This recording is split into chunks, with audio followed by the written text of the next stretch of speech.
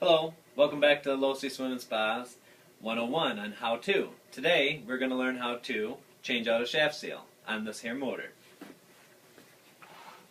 I've actually loosened up a couple of the screws here so that it wouldn't take me as long to show you on this demonstration. But here you have the wet end and then the motor. The wet end houses the impeller which moves the water, and inside of this wet end is going to be the shaft seal that we're going to replace. Let's speed up this process here because the screws are already out.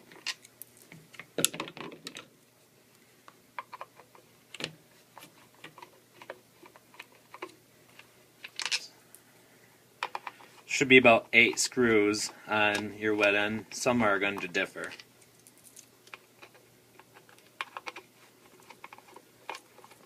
Just about got it. So you be sure to have a Phillips screwdriver along with a couple of flathead screwdrivers and potentially channel locks and an open end oil can wrench. So the reason why you need the flat end screwdrivers is because you're going to have to pop the seal on the wet end. Sometimes there'll be a knob here for you to actually kick it out and then get a wedge on so you're able to start getting a screwdriver in. Then you'll use another screwdriver down towards the other end and work yourself all the way around. And eventually you'll be able to pop the wet end off. And as you can see, right behind here is where the impeller has housed at.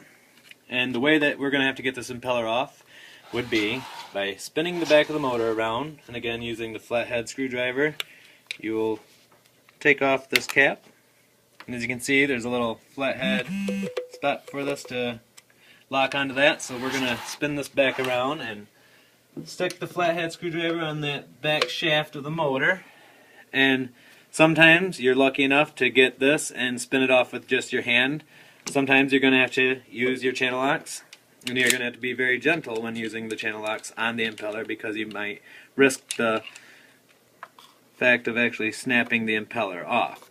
That's why it comes in handy to have an open end oil can wrench so you can actually get a good grip and has a rounded edge on the locks there. But in this case I already have the impeller loose for this video so that I can actually show it to you. And as you can see, we've got the back end of the shaft seal. And this is actually a reverse style shaft seal. Typically on standard shaft seals you'll have a spring loaded shaft seal that will be on the impeller. But in this case it's called a reverse shaft seal where the spring is actually seated in the back of the wet end here. That's the back side here, like I said, and if you have difficulties trying to get this out, what you would have to do next would be to take out 4 of these bolts here all the way around, and then after you were to take those out you'd pull off the entire wet end, and we would have to knock the shaft seal out with a screwdriver or something of that nature and then install the wet end back on. But in this case, we're not going to be doing that today. We're just showing you how to take shaft seals out and replace them. So in this case, we've got this shaft seal here. Sometimes you'll need a tool to get the shaft seal out, so you're able to get the seal out. So that we've got the impeller, and we have the shaft seal. So now, what we're going to do is obviously get the shaft seal back into place. So with doing so, it's just reverse back to what we already did. And before you install the shaft seal, you want to get your O-ring lube so you're able to make sure your gasket here has a little bit of lube on it so it goes back in there smoothly. Be careful putting the shaft seal back in. Be sure to have a towel handy so you don't get O-ring lube onto the ceramic piece of the shaft seal. Sometimes you have to use something to pop that shaft seal back into place so that you get a firm, tight fit. And that's snug in there now.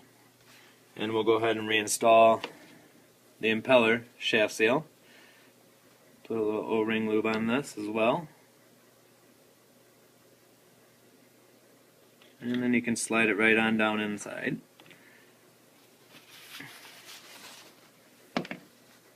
And as you can see here, you can pop the impeller back on. Grab your flathead screwdriver, put it back on the back of the shaft, tight until hand tight. You'll feel it get tighter and tighter as you go. And once it stops, that's good enough. Don't need to over tight it. Don't want to break anything on the side of that. So after that, you're going to be getting the front of the wet end back on. And as you can see, there is some dynamics to this where you've got the water flow coming out through this direction. So we want to match that up with the direction of the water flow coming out of the wet end.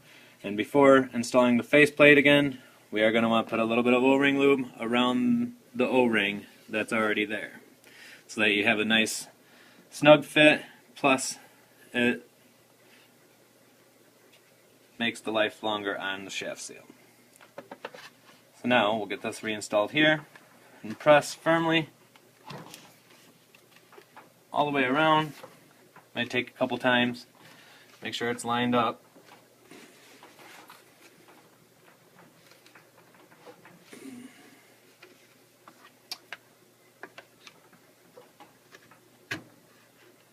Line up all the way, so you might want to make sure that that happens.